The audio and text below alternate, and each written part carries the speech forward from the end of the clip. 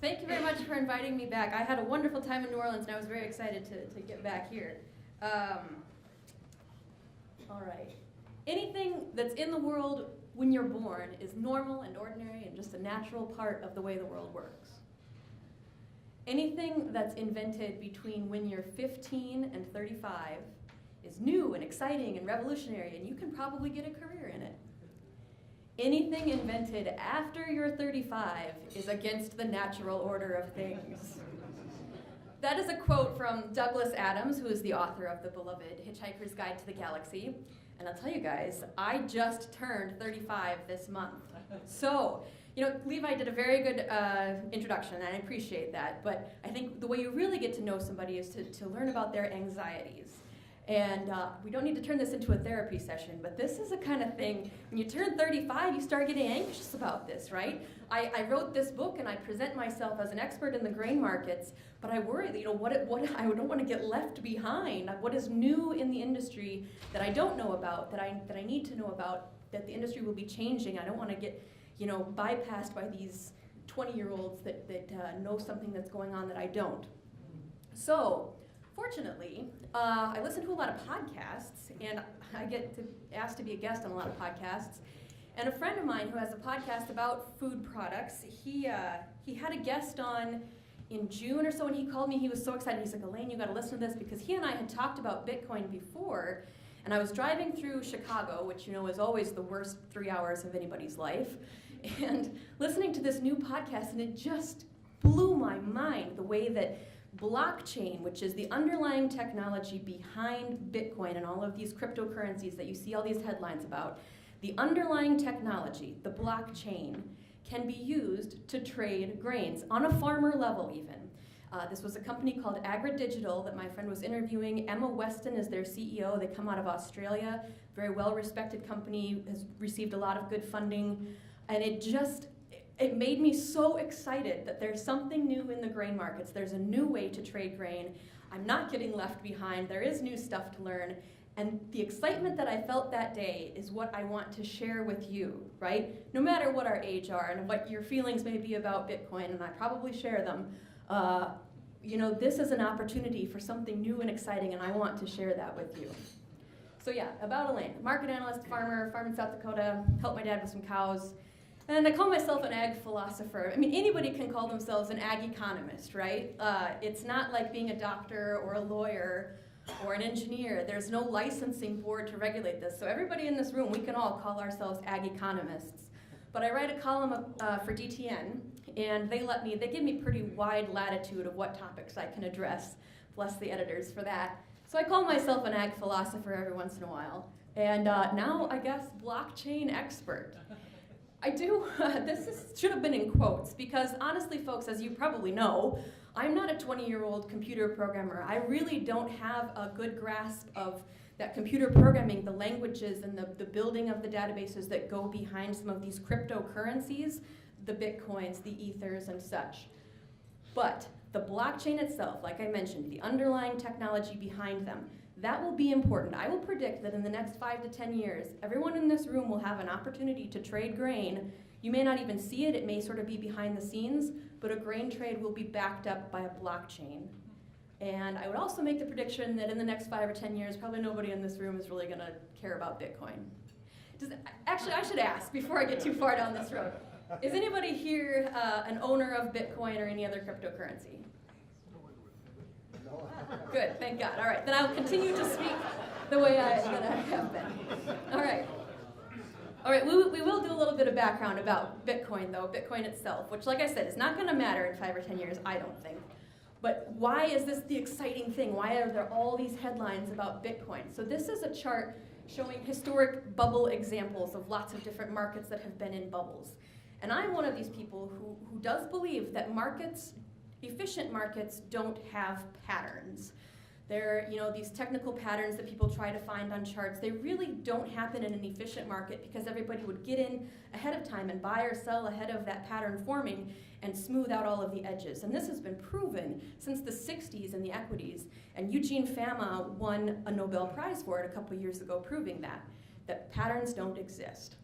But that same year, the Nobel Prize in Economics made him share that award with Robert Shiller, who is the one person who has proved that there is one pattern that does exist in markets every once in a while, and that pattern is a bubble. So Robert Shiller is the one who invented that phrase, irrational exuberance.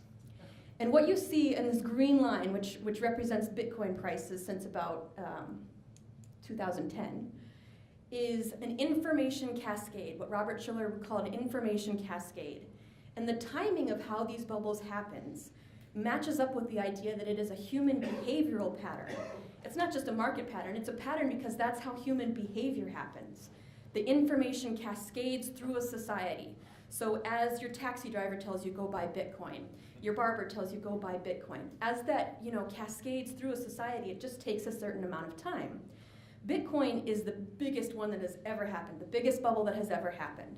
I have a couple other examples on here, and unfortunately I don't have day-to-day prices of the tulip prices in the Netherlands in the 1600s, but did you guys hear about that bubble? This is sort of a famous historical example that when the new technology of transporting goods or trading goods across continents came from the Dutch East India Company or whatever, just the regular day-to-day barbers and whatnot in the Netherlands started trading tulip bulbs, and eventually tulip bulbs became 50 times their base price a couple years before.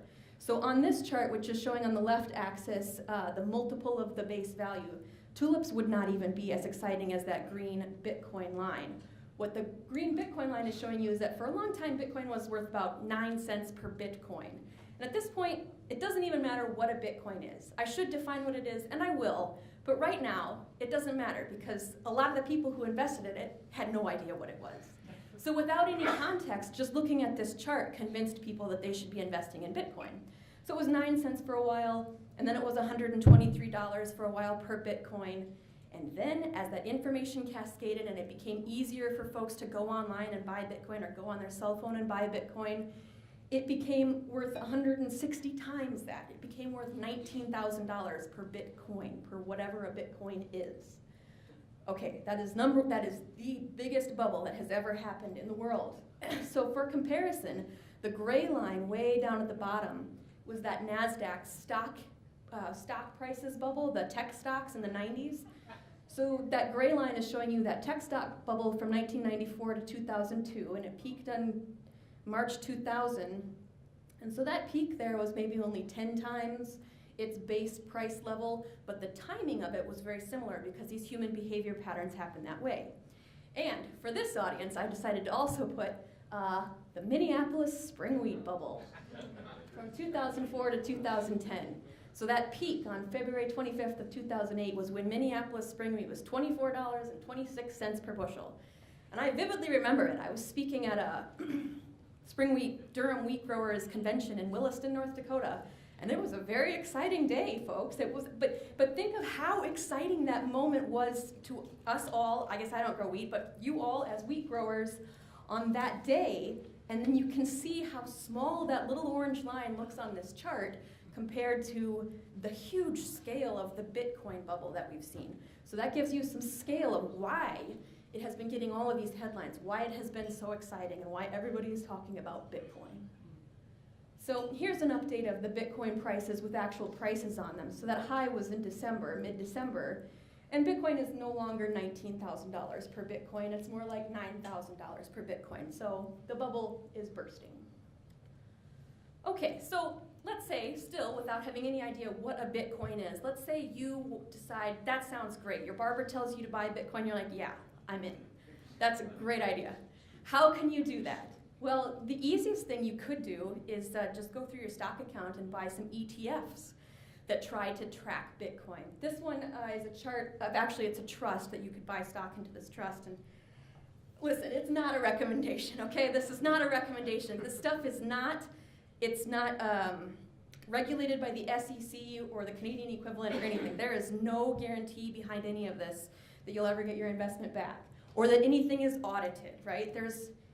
First of all, there's nothing behind Bitcoin. It's just sort of a digital concept. But even there are some cryptocurrencies that want to trade like Bitcoin and call themselves a token or call themselves a cryptocurrency, but say that they are backed by gold, for instance, or some of them in Venezuela is trying to launch a cryptocurrency that is theoretically backed by oil, but it's the oil that they have underground and have no way to mine or to get out. So, but in all of those cases, there's nobody auditing those statements.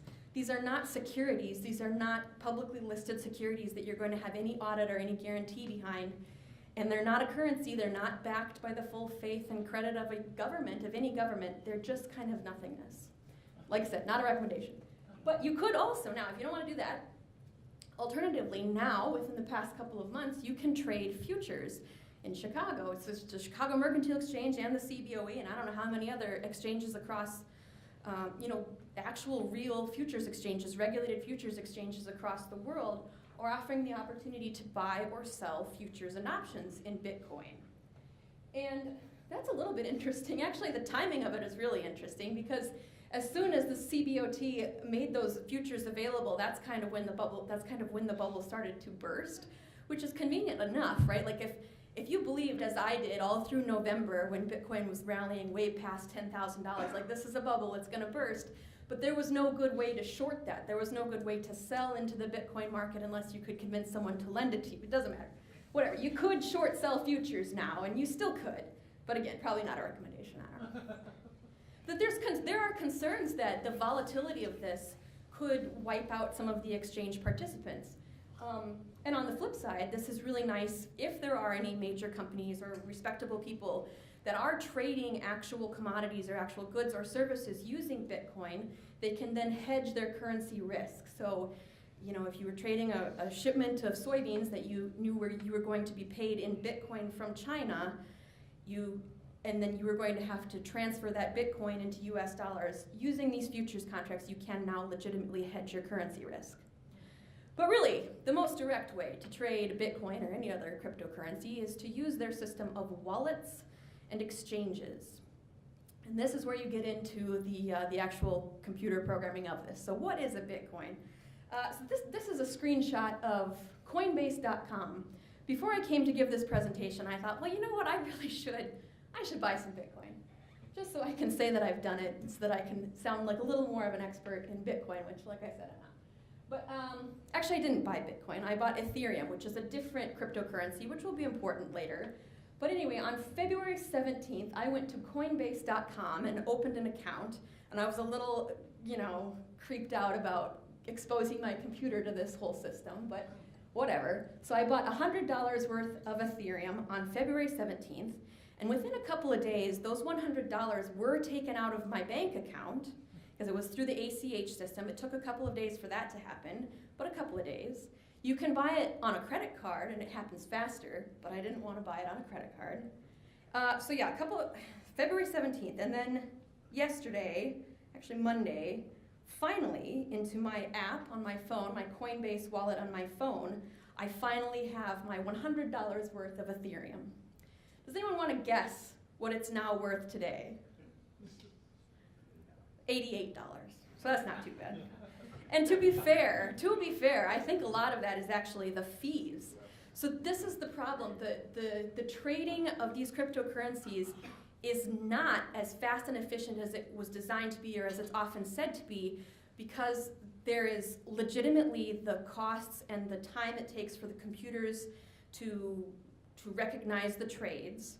There is also all of the fees. If there's any of these user-friendly wallets or websites where you can go to buy this stuff, or the exchanges where these trades happen, all of these places take fees, and it just takes a lot of time. It legitimately takes time for the computers to process it.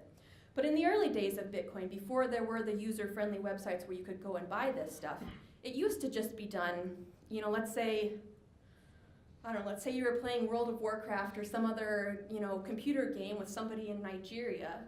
You and he could just get together on Skype or just over email, agree he's going to send you, a bag or two of drugs, and you were going to send him X amount of Bitcoin, and all you had to do was exchange that information, exchange the unique codes of the Bitcoin you're trying to exchange, and it would go from your Bitcoin wallet that you have hopefully programmed and encrypted well enough not to get hacked into this other individual's Bitcoin wallet. So that was probably more efficient, and the whole blockchains were just smaller, and it was probably faster and more efficient and greater in all of those ways back when. But these days, trading Bitcoin is not easy or fast or cheap. So here's another screenshot. This one I took, I don't remember what website it says up there, but it's just a list of all of the various cryptocurrencies that are available. So Bitcoin is the big one. The next biggest one is Ethereum. Then there's Ripple, and then Bitcoin Cash, which is sort of something that was an offshoot of Bitcoin, blah, blah, blah, blah, blah. The list goes down for many, many pages, and it's 1,519 coins long. There are all of these opportunities to trade cryptocurrencies. And the total market cap of all of these cryptocurrencies, the total amount of money that is stuck into this system is $420 trillion, according to this website. And 159 trillion of that is in Bitcoin. So Bitcoin is the number one, for sure. And it's a lot of money, but it's not backed up by anything. But more importantly, I saw a study that the inequality in all of these accounts is comparable to the inequality in North Korea. So there are a few people who have lots and lots and lots of Bitcoin, probably the folks who started out in the beginning. And most of your 20-year-old kids that have been investing it or putting in their college savings into this Bitcoin phenomenon in the past 6 months probably aren't the ones that are having the $159 trillion in Bitcoin. But they are the ones who are being sold into this idea of a new coin. Let's say I'm going to issue an Elaine coin. I'm going to write up a program, a protocol, a database. I'm going to issue myself some Elaine coin, and I'm going to offer to the market a couple thousand Elaine coins. And you can pay me money in my initial coin offering. That's an ICO, which sounds a lot like an IPO. You can pay in money to me to start my program, to start one of these 1,500 coins. I'm going to call this an Elaine coin. And I will issue to you an Elaine coin. Thanks. Now what, right? I mean, what are you going to do with that? You're going to sit and hope that it goes to $19,000 the way that Bitcoin is. And if I do my marketing well enough, I can make you believe that. Like, this is the next big thing. But unless it has some real purpose in the economy, it's going to be very hard for many of these 1,500 little coins to become the next big thing. And I honestly think that the cryptocurrencies and the ICOs are the millennials' equivalent of the Beanie Baby phenomenon, you know? Was that a Gen X thing when everybody convinced each other that these are a collectible thing and they'll be worth a lot of money in the future? And then they weren't. And these cryptocurrencies are probably, many of them, most of them, possibly all of them, are going to go that same direction, in my opinion. But the big ones to keep watching will be Bitcoin, which that bubble has already burst a little bit, and then Ethereum. And to an extent also Ripple, which is the third one under there, because Ethereum and Ripple are both more than just coins. They're actually companies that are building underlying systems that developers can then take those programs, those bits of computer code, and build their own code on top of it to actually be trading things, to be trading diamonds or mangoes or grain. Ripple is a real honest-to-God company that you can invest in, that they're just using this blockchain technology to allow you to build programs and apps that you could put on your phone to actually trade things. Okay, so I ripped off this illustration, but I figured that was okay because the whole system's a ripoff. I usually don't do that, but I'm full disclosure. Okay, so what is a Bitcoin and how does it work? So Bitcoin as a system was invented, in the 2000s at some point by a guy in Japan, presumably, but nobody really knows who he is. He's a mystery guy who invented this computer code, this program, this protocol that issues these things called Bitcoins, little tokens, little digital bits of nothingness, that you can trade with each other, trade with another person over the internet to exchange goods and services. And the beauty of it was that it did not require any government currency, and it did not require anything really. So you could trade something without it going through your US bank or your Canadian bank or any Western bank. That was partially philosophical, like a libertarian idea here, that I should be able to trade something with you without the Federal Reserve, being involved in the value of what we're trading. And it was partially, or practically, a method for sort of illicit things to go on. So now you can trade drugs or guns or children over the internet without the FBI being able to go to your bank and get a warrant and see what transaction took place between whom. So that was kind of cool for those people for a while. So effectively how that happened would be, okay, so let's say green user wants to buy drugs from the red user. So green user wants to send red user $80 worth of Bitcoin. So red user is going to mail green user some drugs, and green user is going to type in his code in his wallet and on his exchange or wherever, however they decide to do this, that I will transfer to you $80 worth of my Bitcoin. So on my account, my anonymous account, let's say I'm green, I don't have my name on my Bitcoin wallet. It's just wallet number 123. And I'm going to send to wallet number 456 this $80 worth of Bitcoin. So that transaction, we type that up, we agree on it, we send it out to the Bitcoin network. All of these computers that are all connected like an internet to this Bitcoin network, and all of them have access to the Bitcoin blockchain. That transaction then needs to be verified that that's an okay transaction, that I haven't simultaneously sent that same Bitcoin to a blue user or the black user or the yellow user. I've only sent it to the red user. And meanwhile, the red user agrees that, yes, this is the transaction that took place. In order for it to be verified, the nodes of the network, and many of those nodes are miners, the system was set up that the miners need to decrypt that transaction and recrypt that transaction to prove that it actually happened. So they call this hashing. So it's a proof of work math problem at a given computer's hash rate. So a faster, more powerful computer can solve more math problems faster, and in return for their role confirming these trades and making sure that they're legitimate trades and not fraudulent, per the Bitcoin system, those miners with their mining computers are paid in Bitcoin. So when I say, we don't have to get too far into this, but when I say math problems, they're not, complex, what is the integral of y over x sort of stuff. It's just a chain of letters and numbers that kind of have to be rearranged to decrypt and ensure that that transaction was a real transaction. It's something that a human being could do, but would just take them 5 million years, probably literally, to do.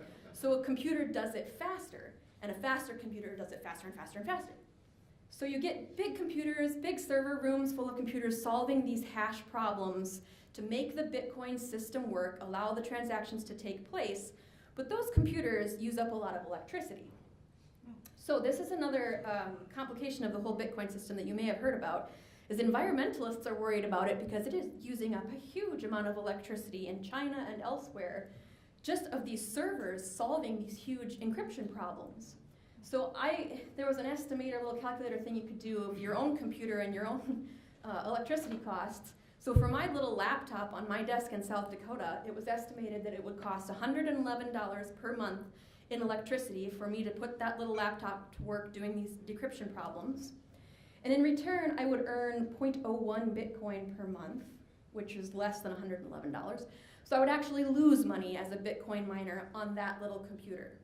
But if I was somewhere in Mongolia where they have very cheap electricity, or in Venezuela where the government is subsidizing electricity, or in a certain county in Washington state where they subsidize electricity, this can be a very profitable thing. And so there's folks that are very interested in doing it, and I don't want to discourage anyone from becoming a Bitcoin miner. You're getting something from the system and you'll just be paid in Bitcoin, and you just won't really know from one day to the next how much that will be worth. Anyway, so when these transactions are confirmed by the miners and they get paid in their Bitcoin, those transactions then go into the blockchain. Now here, it's important. Now we should all pay attention. So the blockchain is just a ledger, right? It's a database that's shared among all of these participants in this network that shows which transactions have taken place. So the miners confirm it, and it goes on the blockchain, and there it is.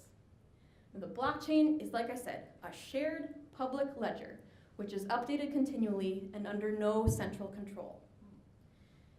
That sounds really simple, and it is, but it's a very powerful tool that I suspect we're going to be using in the next 5, 10 years. The next year perhaps. It depends how fast you want to get into it. But think about that. Who in this room has used Google Docs, like a shared Google spreadsheet?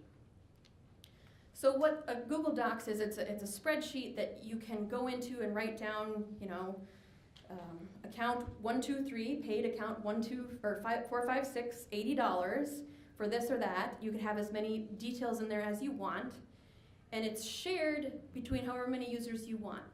The difference between a blockchain and, let's say, a shared Google Docs spreadsheet is that a blockchain cannot be altered. Once something is in there, it cannot then be deleted.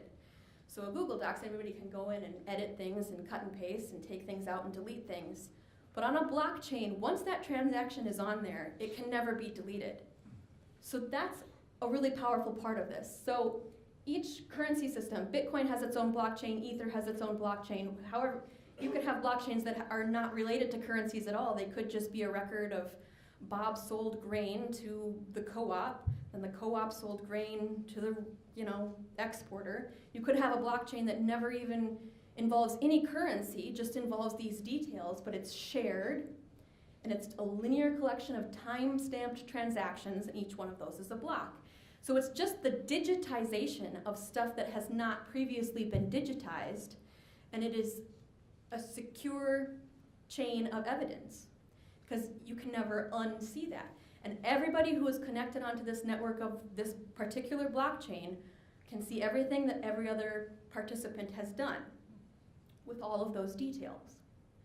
That's a picture of a Google Docs spreadsheet if anyone has never seen that. But okay, so how can we use this kind of powerful, kind of simple but powerful idea? How can we use that in agriculture? Well, the sky is the limit, and we can get as imaginative as we want, but I'm going to tell you a few examples of how it already has been used. Example one is not a great example, but it happened. Prime Shipping Foundation, whoever they are, there's some Maltese hedge fund kind of thing. They sold 3,000 metric tons of Russian wheat to Turkey, and they were paid in Bitcoin. So it wasn't a specifically built blockchain for grain trading. It was just kind of a publicity stunt that they received the Bitcoin in return for their wheat, and then they got some headlines, and now, folks, they're going to start their own ICO. They're going to start a coin you can invest with Prime Shipping Foundation. So this is not the future. The future is not us getting paid for our grain in Bitcoin. That's not the way we want to go. Example two is really interesting.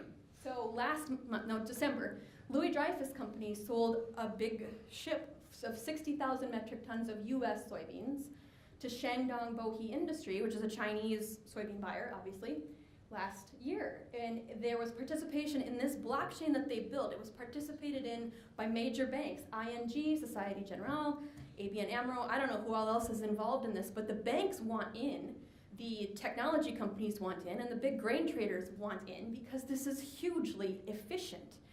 So this the blockchain that they used included all of the information about their phytosanitary certificates, their customs documents, all of that nitpicky paperwork that previously had to be scanned into a PDF and signed and delivered, and it takes time, and it was just hugely inefficient. Now all of that information just goes onto a blockchain that is shared with some third parties like these banks, so that you know that not one or the other participant to the trade is altering that blockchain or being fraudulent with that data. The data is just being shared quickly and efficiently with your trading partner in that way. So that's huge. This will continue to be done. I don't know how many trades Louis Dreyfus has done in the meantime since then, but I do know that the energy industry has been doing this for months, and they say that it's saving them 25 to 30% of the time spent just with all of that paperwork. It's the digitization of previously undigitized data. So it's more of a big data argument than something new and scary like cryptocurrency. So that is great, but again, not something that farmers day to day don't usually trade 60,000 metric tons, don't have a lot of needs for phytosanitary certificates and such like that. So this next example is really the one that I could have just made this whole presentation effectively an advertisement for AgriDigital, but I figured I shouldn't do that. So I just have one slide. So AgriDigital is that Australian company I told you about that is a startup company that is using the Ether, the Ethereum platform, which is one of those cryptocurrencies, but it's one that has built this platform that other companies can then go on there and build their own apps that you can then trade stuff. So AgriDigital has built an app that you could use on your phone or your tablet or your computer to trade grain contracts with any other buyers. So in Australia, they've got over 1,500 participants, and it's working out really well for them, especially for the folks that are trading. Maybe I think their first trade was wheat, but the specialty crops, they're chickpeas that are being traded to India. You know, an Australian farmer may not be willing to sell to some small Indian company that they don't know very well. They would be more willing to sell to an ADM or a Cargill. But through the AgriDigital system, it removes some of that counterparty risk because they will be paid instantaneously. They will be able to give forth all of their details on that trade through this system, through this app, and they will be paid instantaneously in a cryptocurrency, in Ether. So there is risk in that, but you know immediately that you have been paid because you see that value immediately in your Ether wallet on your phone that the Indian chickpea company has paid you. So this is cool, I think, and I think this is a real potential game changer, especially for the specialty crops and especially for crops that you want to be searching out new buyers for. And I know that AgriDigital is coming to North America within the next 18 months. And if you're at all interested in this, or at least seeing what this looks like, what these example contracts look like, by all means, go to agridigital.com, and I think you can sign up for, you know, I don't know about a trial, but at least a demonstration. And I think that's cool, and that's my tip of the day. Okay. Last example, Cargill internally tracks their individual turkey provenance. So where does each individual animal come from? And I think this is, again, the future of where this is going. Dave sent me an article about Walmart using blockchain to track individual mangoes. So for everyone in this room who is, you know, producing livestock, this is a huge value add if you could deliver a load of calves to a feeder, and when you deliver it, you go, blink, here's my blockchain data about the date this calf was born, when it received all its vaccinations. You don't need all of the paper vaccination trails, all of the vet records. You just give it digitally, immediately. It follows that animal all the way through the supply chain, and if there's ever any problem, any disease problem, it can always be followed right back. And I know that livestock producers hate the idea, but if you get paid for the idea, if you can document it and be paid a value-added price for these animals or for these products, your specialty products, in this easier way, I think it starts to make sense. Okay, so my heifer here is asking, do we need Bitcoin in order to use blockchain? We do not, fortunately. So yeah, the blockchain can just be the data behind the trade. It does not have to use any cryptocurrencies. So let's just talk a little bit more about this. So the problems of cryptocurrencies are their hackability, and some are more hackable than others, based on which programming languages are used to develop their protocols. But there have been very high-profile cases of people's entire Bitcoin wallets just disappearing overnight into North Korea or wherever. So, yeah, we don't like cryptocurrencies. I don't like cryptocurrencies. Another problem is excessive transparency. This is a problem if you are a criminal and you don't want the FBI to know that you've been trading drugs. So it is on that blockchain, you can see a record of what has happened to every single Bitcoin on that blockchain. If this account, if account 456 has received a lot of money and the FBI is ever able to track a particular drug dealer to Bitcoin account 456, there on the blockchain will be a completely transparent record of everything that was ever paid into account 456. So then FBI could go somehow and find that out, right? So it's not great for that purposes, and it may not be great for trading purposes either. I mean, that may be the case that Louis Dreyfus at some point doesn't want ADM or Cargill to be able to see all of the details of everything they've traded. So that's something to consider. And then can be seized, and this is kind of a subtle thing, but all right, let's say you're selling pumpkins on the side of the road, and someone comes to you and gives you a $20 bill for an amount of pumpkins. And then it turns out later that that person was a criminal, and they got that $20 bill by illicit means. The government cannot then seize your $20 bill because it's currency, it's fiat currency, it's yours. But on the other hand, if you're selling pumpkins on the side of the road, and someone comes to you and barters with you and gives you a handmade basket for your pumpkins, and you say, okay, fair trade. Now you are the owner of this handmade basket, but it turns out later on that the reeds used to make that basket, or whatever, were stolen. They are illicit goods. That basket can be seized from you. That basket that you received in return for your goods can be taken away by the government because it was used to commit a crime. So, cryptocurrencies are not actual currencies. They're not securities in a company that are regulated by the SEC or audited in any way, and they are not currencies. They are not fiat currency backed by the full faith and credit of any government. They are just some kind of property, perhaps. Perhaps we can call them an asset or some piece of property, but they, I think, could be seized. I am not a lawyer, but this is a matter of discussion, and none of this has been litigated.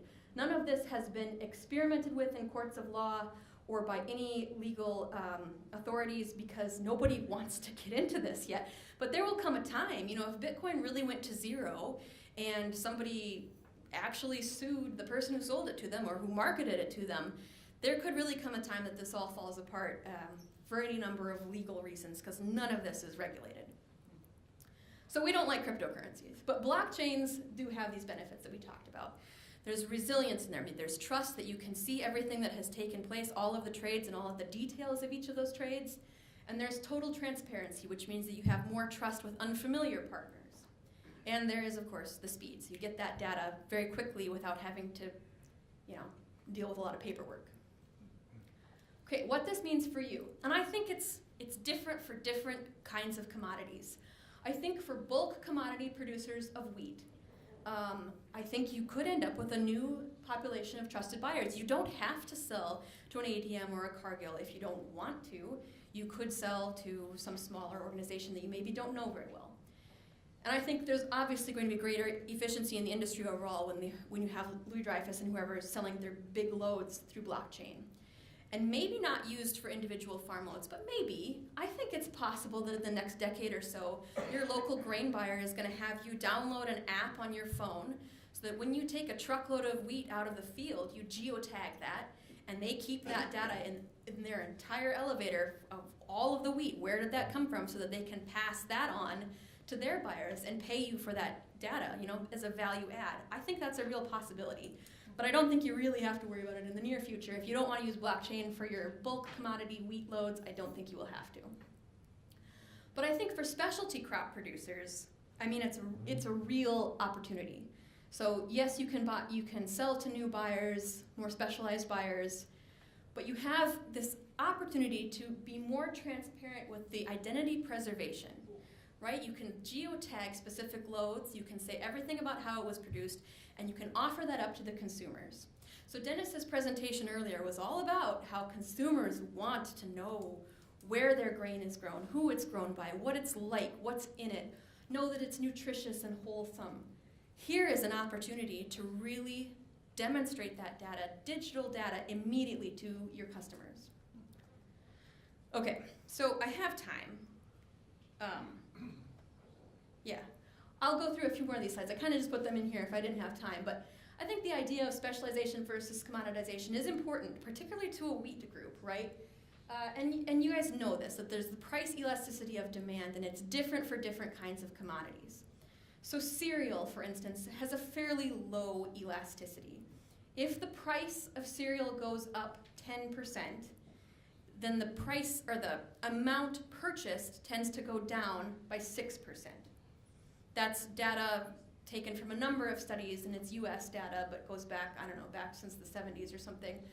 That's a pretty confident thing. But when you get into the more specialized things, so eggs, or more luxurious products like beef, so if the price of hamburger goes up 10%, the amount purchased overall, on average, tends to go down 7.5%. So the average US family might go from buying 185 pounds of hamburger if hamburger costs $3 to buying only 171 pounds per hamburger per year if hamburger costs $3.30. Anyway, so more specialized crops are more sensitive to prices, which means wheat, is in a really bad place. It has a hard time getting new demand just because it's cheap. We see here, this is US per capita consumption in wheat, and I'm sure you guys have all seen this, is just, it's just dwindling year by year. Whereas corn's done okay, and this is in total consumption, including ethanol usage, and beef is picking back up after the recession, and pork too. Some of these things are sensitive to recession, and they're sensitive to prices, but wheat is just not as sensitive to price. It's a cereal grain everybody's going to eat. Three servings of a wheat product every day, or they're not, but it's not dependent on price. I was looking into this because I hate the way that wheat prices are terrible, right? They're not great these years. And I was hoping that low prices, I might be able to come up with some hopeful idea about low prices spurring new demand. But that does not really seem to be the case. Instead, what we're looking for is some sort of supply shock. And we do have some drought going on. And I squished both of those maps together, which I thought was a pretty nice trick. And so now we can see, the entire North American sort of wheat growing region. For some reason I left off Alaska, but that's okay. They don't grow a lot of wheat. So there's quite a lot of drought here. We were just talking about this earlier, is that, this is February, folks. It's really hard to get, in my opinion, really bulled up about wheat just yet, because it's February. But the Kansas winter wheat crop will be coming out of dormancy in the next month or so, and we are definitely starting to see speculators, or the commercial industry, more speculators, getting into wheat futures, and prices are going up, and the KC contract is the leader. So I think they're looking at that big red blob down there in Oklahoma and Texas, and they are getting concerned about that hard red winter wheat crop. So that's beneficial to spring wheat for the blending and milling capabilities. This all could change very easily in the next couple of months. We could have a couple of months of a completely changed weather pattern, and we won't be at all bulled up about wheat by the time April, May rolls around. Hard to say at this point. Well, I was going to say I'm not a weather forecaster, but as it happens, I have some weather forecasting maps on here. And it's not me, obviously. It's the NOAA's, their official 3-month outlook. For precipitation is the map on the left. And it looks like this is for the May, June, July time frame, and they are predicting below normal chances of precipitation, or probability for below normal precipitation in that Texas, Oklahoma Panhandle region and the western United States generally. But they are showing equal chances for normal, or for above or below normal precipitation in the heart of the Corn Belt and in the Dakotas and Minnesota, where the spring wheat is grown, in Montana. I don't know about Canada, but anyway, this is not a super bullish prediction here. All right, final chart. This is actually pretty cool, folks. This chart is showing wheat prices in cents per bushel going back to 1750. This is quite an unusual chart. I went to quite a lot of trouble to put this together. So we've got 168 years of wheat prices, and I have cents and asterisks behind there because obviously there were no U.S. wheat prices in 1750. I had to go back to England. I remember at what point I switch over from English, pounds per bushel to U.S. dollars per bushel. It's kind of irrelevant. But it just shows like there's these moments in time when wheat prices do spike. And these moments in time are always some sort of supply shock. So for instance, this first one in the 1800-whatevers is the Napoleonic Wars. And in this case, I don't even know if it was an honest-to-God supply limit of wheat or if it was just an artificial limit because of the blockades or the trouble there was in transporting the stuff. And we see this all the time. In 2014, we had that happen in soybeans here in the United States. It was being harvested. There was lots of soybeans, but the railroads were plugged up, and so they just couldn't get to the processors who need them, and suddenly there's a spike in price.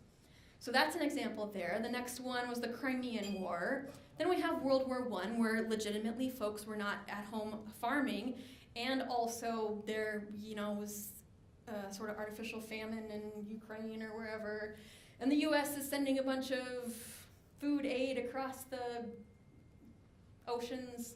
Anyway, these are your spikes, is when you get some nice supply shock. That 2008 price spike, again, a nice little boost from the speculators there. But this is pretty much the only chance you've got for bullishness in the wheat market, is a good supply shock. And if that drought in North America deepens and continues all the way through the summer, then I could get bullish about wheat. But if it doesn't, just the demand is not going to be our savior. And that's my grain market analysis for the day.